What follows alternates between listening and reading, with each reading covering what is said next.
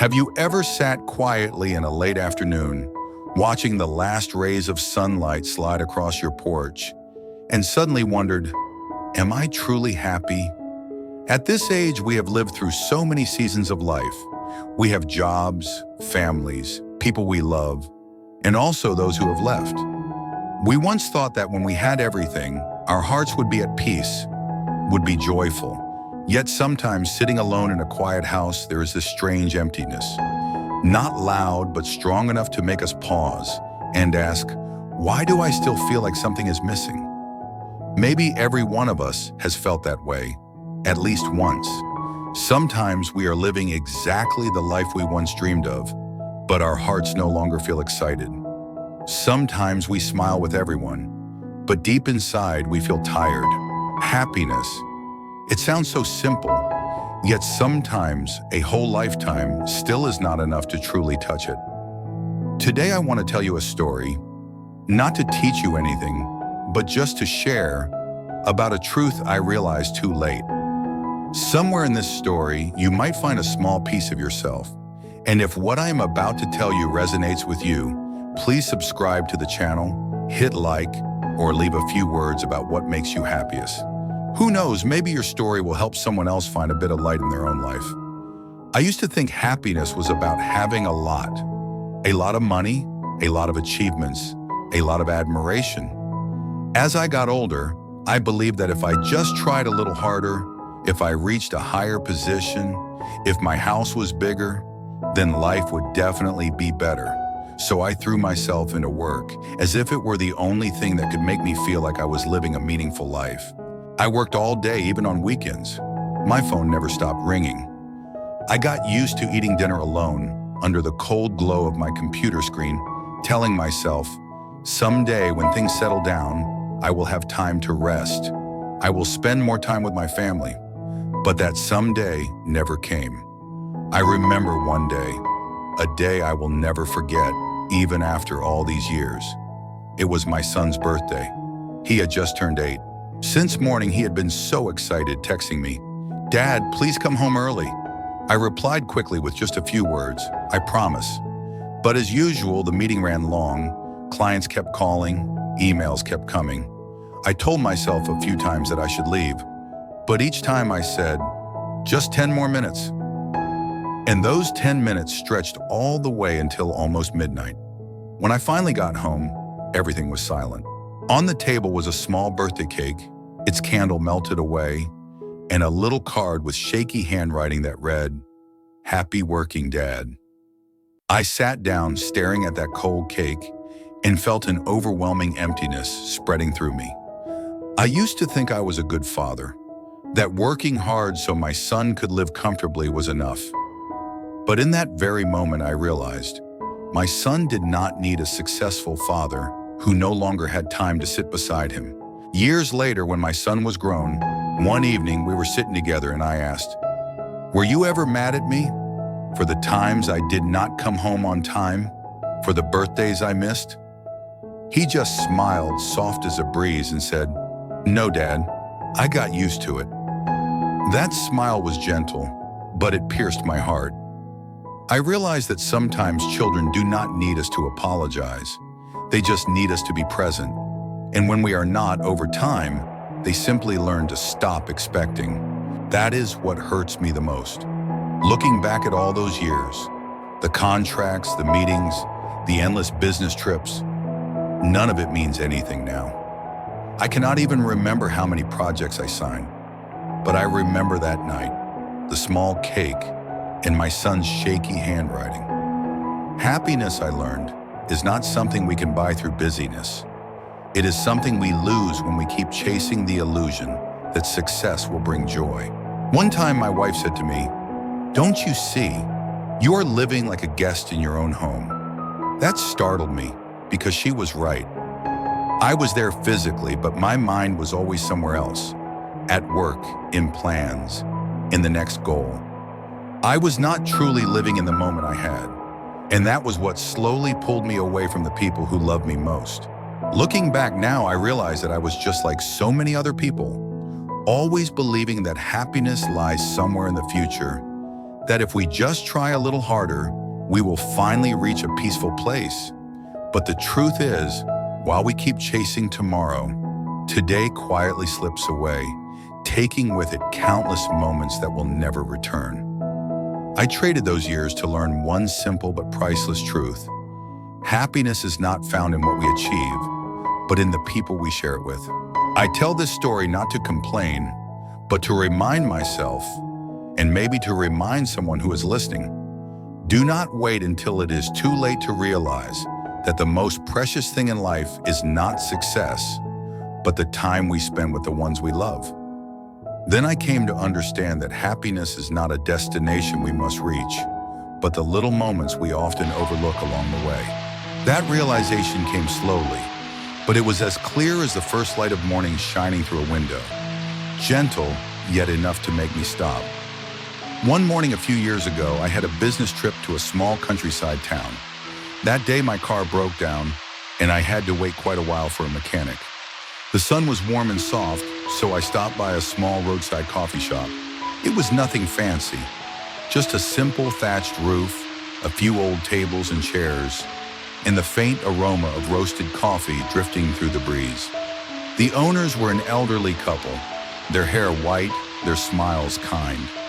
They brewed coffee together, chatting happily as if the whole world contained only the two of them. I sat there watching, and somehow, it felt as though I was seeing something I had lost long ago. I asked them, "Do you ever feel lonely living out here, doing the same things every day?" The old man looked at me and smiled. "Lonely? No, young man. Every morning we make coffee, listen to the wind, and watch people pass by. In the afternoon, we sit and watch the sunset. Life is good just like that." His answer left me silent for a long time. In the golden afternoon light, I watched them wash the cups and wipe the tables together, their eyes full of a peace I had never known in my own home. I suddenly understood. They did not have much, but they had each other. Completely, simply, and genuinely. On the drive back, I rolled down the window and let the wind run through my hair.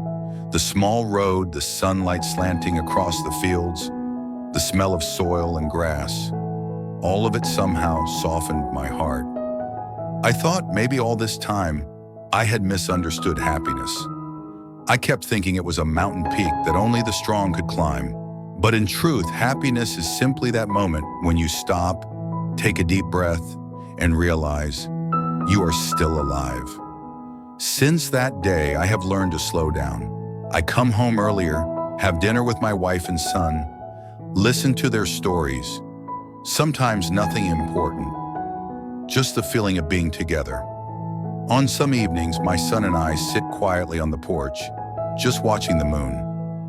We do not have to say much, but inside I feel a peace I had never known before. And I understood happiness is not somewhere far away, nor does it come from great things. It waits for us to notice it when we are willing to stop and listen to our own hearts. This life, if you look closely, is like a still lake. When we keep stirring it, the water turns cloudy, and we can no longer see what is beneath. But when we sit quietly, even the softest breeze can make everything reflect clearly again.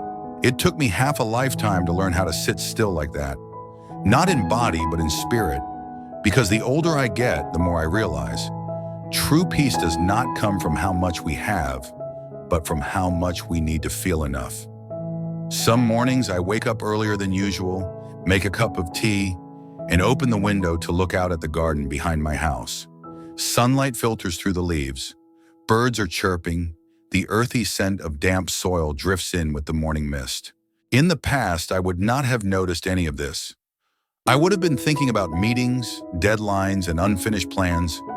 But now I sit still, just to listen to the sound of my own breathing, and I realize, in that moment, I am not missing anything at all. I just used to move too fast to see it. Happiness, as it turns out, does not need to be loud. It does not live in the applause of others, nor in the dazzling lights of grand parties. It lives in the warm gaze of someone you love, in the gentle touch of a hand as you cross the street together, in the familiar voice you hear every morning but rarely pay attention to. When we are young, We think life must be bright and remarkable. But when we reach the middle of our journey, all we truly wish for is peaceful days, a calm heart, in the presence of those we love, and that is enough. Once I was talking to an old friend. He said, "When I was young, I was afraid of missing out on something. Now what I fear most is missing the very moment I am living." His words stayed with me for a long time. The truth is, we do not need to search too hard to be happy. Joy is already here. We just have not learned how to recognize it. It is like a flower in the garden. It does not need to bloom all year long, just once, at the right moment, and that is enough to be complete. I have also learned that life will never be perfect. There will always be tired days, sadness, and regrets. But peace does not come from a life without sorrow. It comes from how we face it. When we can smile at what cannot be changed, our hearts begin to open wider. It is like the rain. If we stop disliking it and simply watch each drop fall, we begin to see its quiet beauty. I remember once, during an afternoon walk, I saw an elderly woman sitting on her porch, sorting vegetables. I stopped to greet her, and she smiled, saying, "These days I do not wish for much. As long as the sun still shines and my hands still tremble enough to pick these greens, I am happy." Her simple words made my heart feel as light as the clouds. Perhaps we keep searching for happiness in grand places, forgetting that as long as we can still breathe and see the morning light, we have already received a gift. Peace is not the absence of storms. It is learning to keep your heart steady amid them. Life is uncertain. People come and go. Joy and sorrow take turns. But when we understand that everything happens for a reason, we resist less, we blame less, and our hearts naturally grow calm. Happiness does not come from holding on. It comes from learning to let go. And only when we can let go do we truly become free. Now I see everything differently. A simple meal is enough to make me smile. An afternoon breeze brushing against the porch is enough to warm my heart. I no longer ask life to give me more. I only hope not to lose the ability to see beauty in the smallest things. Because when we are grateful for the small things, the big ones naturally become even more precious. In the end, life is not about chasing happiness, but about learning to recognize that happiness has always been around us. In every breath, in every morning, we wake up to see the sunlight. Now, when I look back on the years that have passed, I no longer regret the things I did not achieve. I only regret the moments I did not live fully in. I once thought happiness was something grand, but it turns out it is simply having enough time to sit down, look at the person you love, and smile. I have learned that happiness is not a reward for success, but a gift for those who know how to stop. And sometimes stopping is the closest way to reach peace. Maybe all of us have been lost at some point, chasing things that seemed important, only to forget what truly matters. But fortunately, life always gives us another chance to begin again, no matter how old we are.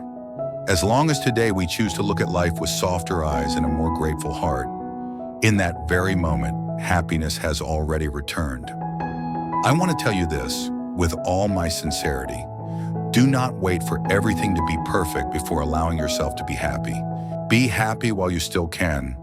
While you can see, hear, love, call someone's name, and be called by someone in return. Because happiness is not a destination. It is the road we are walking on. And every slow step we take along that road is already a part of peace. In the end, I realized a truth about happiness that I understood far too late. It never really left us. It has always been there, quietly waiting for us to turn around, smile and say, "I have been here all along." So if you are hearing these words right now, take a deep breath and smile just a little, because the simple fact that you can still do that is already a miracle.